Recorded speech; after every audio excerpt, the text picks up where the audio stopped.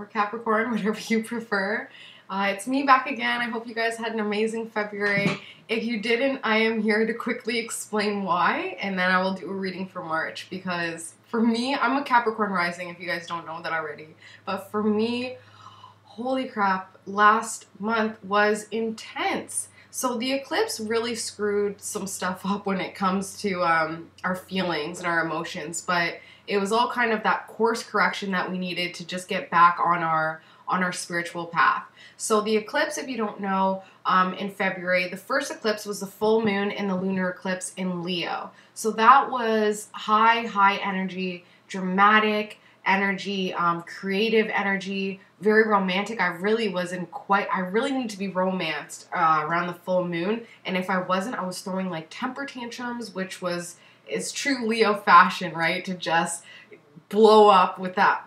They're fire signs, so to just blow up like that. And I watched a lot of people around me just blowing up in dramatic ways. So the good thing about that is that when we have a full moon release, and we're releasing it through a fiery lens like Leo, we're getting it all out. There's no holding back. Fire signs are so impulsive that there's not enough like logical reasoning in order to stop them in their tracks and say, I'm not going to say this or do this because it's going to logically lead to this. They'll just get it out there. So when people were showing you their true colors around that full moon beginning of February, believe them, because that was them being completely honest, purging their emotions, purging themselves to you. So appreciate it and move forward. And then we have the new moon and the solar eclipse. So the solar eclipse is a turbocharged new moon, just like the lunar eclipse is a turbocharged full moon. So the turbocharged new moon was in Pisces. And Pisces, if you know any Pisces, they are very emotional. They are very fluid. They're water signs. So they're very generous. They're very compassionate. Pisces are the ones that will cry at any movies, and they have that sensitivity to them that, you know, is just so beautiful and is so needed right now. So we had the crazy, fiery outburst at the beginning of the month, and then we had this very subdued, soft, emotional manifestation and bringing in during the new moon. So that's what was going on. That's why people were going a little bit haywire, just because it was very emotional to deal with. And eclipses cut through the world, and they just, you know, when I was in my astrology class, one of the fellow students was saying that when she was younger, her parents didn't let her go outside during the lunar eclipse. Lunar eclipse, no school, no work, we stay inside, because they just knew that things were going to be going crazy. So we're still feeling a little bit of the effects. Now that we're coming into March, we have different energy. You know, numerology is something that I'm a huge avid fan of, and numerology is talking about March being, you know, it's a 3-month, so it's all about creativity, optimism, positivity, socialization. If I'm not alone here, my March is already completely filled up with social obligations, but they're all fun. You know, when you have to choose between going and having fun with this person and going and having fun with that person, there are definitely worse things in life. So just flow with it. Another thing I want to touch base with the energies of the sky before we get into tarot is the Venus retrograde that just started today. So Venus is now moving backwards in the sky. It's really not moving backwards at all. It's just so slowed down that it seems like it's going backwards. And with Venus, anything related to beauty, love, relationships, partnerships, one-on-ones like employee-employer, social pleasures, like whatever money you're putting out, like for social, like dinner, like entertainment, things like that, parties, cosmetic surgery, all that stuff is going to be going haywire. So for me, I got married, I've been telling you guys this, I got married during the last Venus retrograde 2 years ago. So now, of course, things from the wedding are coming back up to have their day again. Well, why didn't you do this and why are we talking about things from 2 years ago? But it's because we didn't address it head on at the time, and now the universe is giving us a chance to revisit those feelings, revisit that situation, and just finally once and for all let it go. So in 2 years when Venus goes retrograde again, it doesn't come back up. So Venus will go direct April 15th or 16th. So don't make any, no cosmetic surgery until at least April 15th. If an ex is coming back into your life, don't make any decisions with them. Play and have fun, of course. Go date, go whatever, revisit the relationship, get closure or get or decide about moving forward, but no concrete decisions until April 15th, or else you're asking for a lot of confusion and a lot of second guessing. Because to get serious during the Venus retrograde with someone is gonna call for some confusion. Like I said, I got married during the Venus retrograde, and an astrologer chose that wedding date for us. So, and then now every astrologer I see is like, why did you get married during the Venus retrograde? Like, and trust me, we're dealing with it now for sure, which is fun. Okay, so I'm gonna get started. Capricorn, I did this with Sag as well, and it really made it a quite short video, so I'm going to do the same thing and just get right down to it. I'm going to lay all the cards out, and then I'll go through them. Usually I pull a card, talk about it, and that's when I'm like 30 minutes into a video. So I'm just going to lay them all out and then start talking about them, okay? Already it's looking really, really good. Great.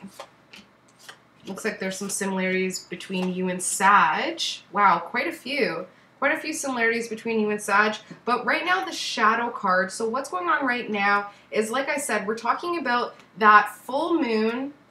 Oh, okay, that's the moon card, and here's the Leo card. So the full moon in Leo really had you fighting a lot of internal battles, mainly when it comes to your career and your finances, when it comes to your action. So there could be some confusion there. I talked about this card in an earlier video as well, where the guy is bleeding out, but it reminds me of that Lord of the Rings part where, you know, Viggo Mortensen stabs the orc in the stomach, and the orc pulls the sword closer to get to Viggo Mortensen. So it's almost like he needed to, or Aragorn, sorry, I shouldn't use the actor's name, I should use the character's name, but it's almost like you need to allow that pain, that to plunge a little bit further in order for you to get to that goal. So if right now finances are hurting, you know, your work, it's hard to get to work, especially February was such a low vibe month. February always is for some reason.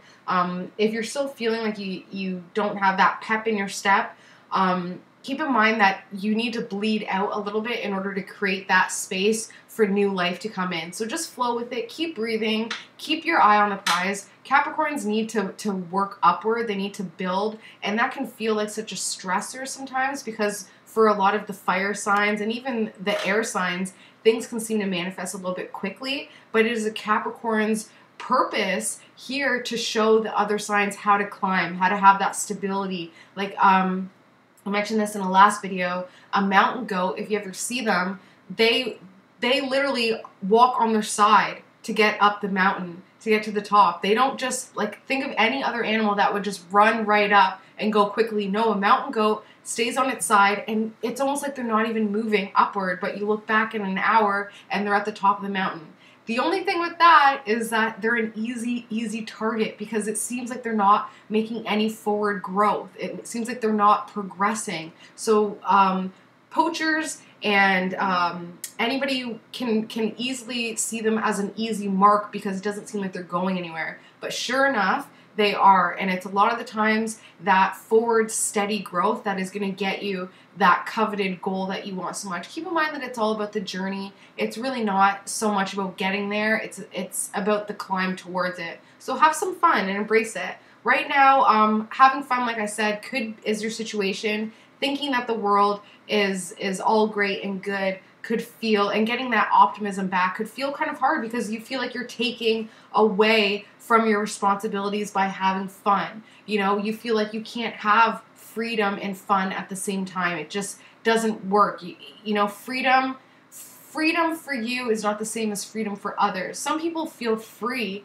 at work because, you know, home life is so stressful, or family is too stressful, so work is the only place that they can actually be free. Or vice versa, you know, work is where they feel completely stifled, and it's at home or out in nature where they truly feel free. So really this month, Your subconscious and your cards are urging you to figure out what freedom means to you. Because it's once you figure out what freedom is, you can decide if you're going to take it, if you're going to give it, if you're going to allow other people to take that from you. If freedom to you is going to work, then ask for more hours. If freedom to you is being at home, then it's time to ask for less hours. See what I'm saying? So things like that, it's really all in your control. Subconsciously feeling kind of at a standstill, especially when it comes to your emotions, okay? There's a water sign here that is in the bottom of your mind. Water sign are Cancer, Scorpio, Pisces. So there's a water sign here that you want to move forward with, but it's very stagnated because you know that it's going to be a lot of work in the future, and it's going to be kind of like swimming upstream with this person. An earth sign to go, and when I say water sign, I can also mean their moon in water sign. It doesn't necessarily have to be their zodiac sign. It could be how you feel about them. You can know a Leo who's an emotional wreck because their moon is in Cancer. You know what I mean? So definitely keep that in mind. This is an emotional person that is really, really making you question your growth and where you want to go, where you kind of like clipping your wings a little bit. You know, this water sign is really making you question whether you even want to go forward. But you're thinking that you've built so much and they really look up to you. They really look up to you to build themselves up as well. Like whatever you're doing for them, especially as a Capricorn, whatever you're doing for them is really building them up. But like I said, if that's taking away from your sense of freedom, feeling like you have to continue to build this person up in whatever way that means, that's not necessarily financially. You know, a lot of the times people's finances will be completely figured out, but they're an emotional wreck, like I said, or they're completely illogical and they just don't have any common sense or street smarts. So you give them that down-to-earth aspect that they lack. So keep that in mind. What are you giving to this person, to this emotional person that is taking away from your sense of freedom? So something that would have just passed is that water sign once again, but younger. Okay, so either this water sign had that tantrum back near the full moon, you know, had that tantrum, and the new moon really made you realize that they need to grow up, and you know, you thought that you put them behind you, but they're still on your mind in a forward way, as in you're looking at them, you're looking at your future with them. If that resonates, please let me know. Future card. New form of thought is coming in, and it's a stern one. So like I said, that water emotional person that is on your mind and that you feel might be taking or giving freedom to you, whatever that means, and looks up to build for you, once you start to realize that you give them something and it's not a one-way street, it'll really change the way that you view the relationship. Okay, and it'll make you more stern when it comes to your impulses towards them, your integrity towards them, and your power towards them. The way that you hold yourself when it comes to them, your ego, your confidence, things like that, where I really think this water sign has underestimated you way too much. This emotional person has completely underestimated you, and it's time to really show them your confidence. It's time to really show them that, yeah, I may be slow and steady when it comes to getting what I need to fulfill myself, but I don't need you to tell me what to do, because we all are on our own path. I don't care if this is your mother, I don't care if it's your kid, your spouse. At the end of the day, we have our own paths to walk, regardless of what other people are doing. That's just the truth of life. It's the fact of life.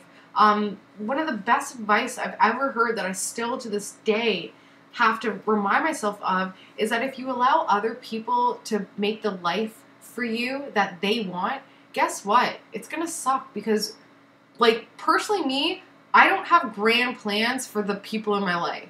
If they're gonna do grand, that's awesome. I'll support it 100%. But I'm not telling them what to do that is completely dreaming big. If anything, I'm telling people to take the responsible, reasonable, logical, realistic route, which, you know, realistically isn't their realism. That's not their real life. So at the end of the day, it's none of my business. It's none of their business to tell you and to tell us how to live our lives. So just keep going with it and recognize that they're just a lot of times the emotions are just too much, and water signs can get very attached, especially the Cancers. They get very attached to how things are, to the status quo. And for a Capricorn, an earth sign who does slowly, steady make changes, every year, you know, you make a change. It might not be profound, but you're still making that steady incline, and that can really threaten a Cancer's emotional understanding of where their relationship is. So just feel it out, you know, just hear them out as well. You know, a lot of times it's just coming from a good place, but if you feel like they're taking away from your sense of freedom, from that change that you so desperately want, it's time to really just shut it off. Close yourself off to it. Don't allow anybody to tell you how to live your life. Literally, you can say, I thank you for your opinion. Thank you for your advice. I appreciate your honesty and being so generous to give me that advice, especially from your own experience. Thank you. And that's all that has to be said. And then keep doing you. You know, like that's really all it comes down to. You right now are feeling totally judged. You know, this water sign is making you feel like you, in the partnership, feeling like you can't do something because of the past. Like I said, water signs they never forget the past. I'm married to a Scorpio, and like he remembers food that we ate back in 1999. You know what I mean? Like, why are you storing that? Like, moveon.org. I don't understand it. So, and I'm like a double air sign, so maybe for me it's a lot easier. Maybe for the earth signs, you guys are able to remember these things. But if you're holding on to something from the past that isn't giving you life anymore, it's time to just let it go. And if you didn't let it go during the full moon, the good news is that you have a chance during the next full moon to finally release it. And then the new moon coming in, you can bring in those new memories that you actually want to carry on forward, okay? So just like the Sagittarius, family and friends, something new is coming here. New action, new growth. When it comes to family and friends, I'm feeling like it might be time to even, like I said, if you're feeling like this water sign isn't giving you what you need, incorporate them. How can they become involved in your new growth, in this new path you want to take? Because once you can get them on board, that's when they'll really start to encourage you, because they'll start to see what actually comes into it. For instance, I have a Capricorn friend who her water sign husband can't get on board because he's too involved in the financial aspect of it. But once he started to get the healing and saw what she was doing, he was able to finally get on board and say, wow, this actually works. It was because he was so completely detached from what she was trying to accomplish, from what her goals were, that he was only just going from his perspective. Once he started to see it from her perspective, it was a lot easier for him to encourage her on. So I'm urging you guys to build with this water sign, build with your support system, involve them in a creative way. That, you know, Capricorns are amazing at delegating tasks. So for me, like just getting my artistic husband to make the cover design of my ebook involves him in my progress, and it kind of gives him that sense of responsibility that he's also contributing to my success. Okay, so just try it. Try and involve them. It doesn't have to be a lot of work. It can just be, you know, if you're a healer, if you're getting into tarot. For me, my first reading for my husband was exactly what he needed to finally manifest that new job, that new position. So now he was more able to get on board. Another strong piece of advice from personal experience is that for me, my family got on board more and supported me more once other people were like, wow, Vanessa is this, that. They're like, oh, Vanessa is this, that. So if you can have supportive people around you and incorporate them with the not so supportive people, it'll really change the not so supportive people's frame of mind, and then you can actually get a full support system going. Okay, so hope and fear is pain, is heartbreak. You know, like I said, you want to kind of get that sense of freedom back, but what does that mean? That's gonna be a difficult situation. That's gonna result in some time alone, but that time alone is absolutely, totally beneficial. I don't know why we live in such a society where we feel like we have to be giving so much of ourselves to others and not to ourselves. I don't really understand that, and it's not until this year that I really started to realize how important alone time is. Because if you're not comfortable being alone, like we're born alone, we die alone. Yeah, we have, you know, these nurturing people around us to support us, but at the end of the day, like we're in this alone, and that shouldn't be a depressing or scary fact. That should be completely liberating and empowering, because if you can be alone with yourself, you can accomplish anything, right? Like, you don't have to get your approval from other people. You don't have to get your sense of empowerment from other people. It will only come from within. So keep that in mind. It might be a little bit of a heartbreak. It might really kill your optimism and your creativity and your positivity to break away from this situation or this person. But like I said in February, like, it's time to move on. I really can't stress that enough. And sometimes it's not even just a physical action of moving on. Sometimes it's just moving on when it comes to the way that you view that situation. So if when I say move on, you're thinking I need to break up with that person, that's not necessarily true. Sometimes it's just, you know, for me, writing 10 things a day. If you're having problems in one area, writing 10 things a day that you're grateful for in that area is the number one surefire way to completely change that situation around. I hated my job. I pretty much cried on the way to work every day and on the way home. Like, I'm going to cry right now just thinking about it. I was so miserable at my job. I hated my job, but I felt like I had to do it. I felt like when I was there, ironically, when I was there, I wanted to be the top dog. So I hated where I was even. I hated my job, plus I hated my position. I hated my position within my job. It just didn't make any sense to me. So what I did every day for, I think it took a week, 2 weeks, every day just wrote 10 things that I love about my job.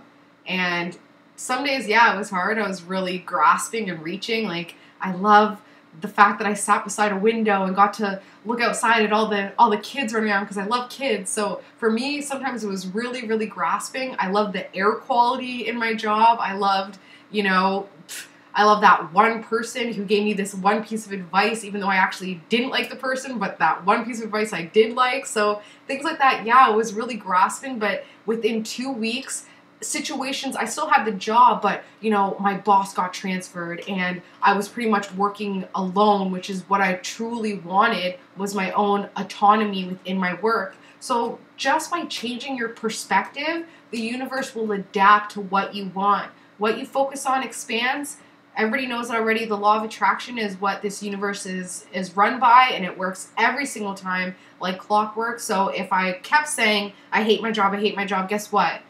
Because I kept saying that, kept getting more and more situations that made me, I kept getting in trouble, I kept getting, you know, this, that, write-ups, things that just kept making me hate my job. And it wasn't until I started writing down 10 things a day that I love that, sure enough, things started to change. So just try it. That's my experience. And all I can do is give advice through that experience. So just try it, and hopefully it works out better for you. When I say move on, like I said, it doesn't necessarily mean physically moving on. I'm not saying to pack up your bags and leave, but it's definitely time for a new frame of mind, because people are admiring you, but it's not until you start to admire yourself and what you've built alone and lighting your own path towards your own sense of freedom and salvation that you're going to learn to be a little bit happier, to be a little bit more fixed and a little bit more secure. Because right now everything's so up in the air. 2017 has been the most incredible year so far. Everything is just so up in the air, and that is fun. Okay, look at that. I didn't want to ramble on with you guys, and sure enough, I did. I'm sorry that I did ramble on. I hope that you guys found something to work with in this reading. I hope that it's bringing you some optimism, some uplifting energy. That's what I'm really trying to infuse in my readings now, is just really pumping out the love. So please, if you enjoy this video, all I'm asking you to do is just spread the love, spread your laughter, spread your light, spread the love, smile. do whatever you can to uplift someone else's life, and that's exactly what you will be given back. I love you guys so much. Thank you so much for the support. This is like the best. So I love life. So hope you guys have an amazing March. I will see you guys in April, and namaste. Love you guys.